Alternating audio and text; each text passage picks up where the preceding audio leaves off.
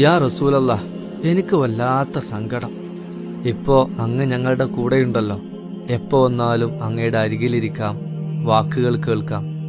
വീട്ടിലിരിക്കുമ്പോ അങ്ങയെ ഓർമ്മ വരുമ്പോഴൊക്കെ ഇവിടെ അങ്ങയുടെ ചാര വന്നിരിക്കാലോ.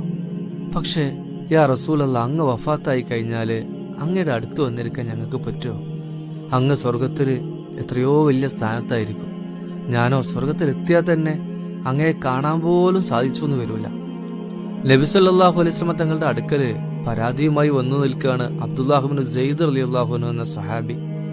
അപ്പോഴാണ് അള്ളാഹുവിനെയും റസൂലിനെയും അനുസരിച്ച് ജീവിക്കുന്നവർ സ്വർഗലോകത്ത് അമ്പിയാക്കളുടെയും സജ്ജനങ്ങളുടെയും കൂടെയായിരിക്കുമെന്ന് പറയുന്ന വിശുദ്ധ ഖുർആനിലെ സൂറത്തു നിസായിലെ ഈ ആയത്ത്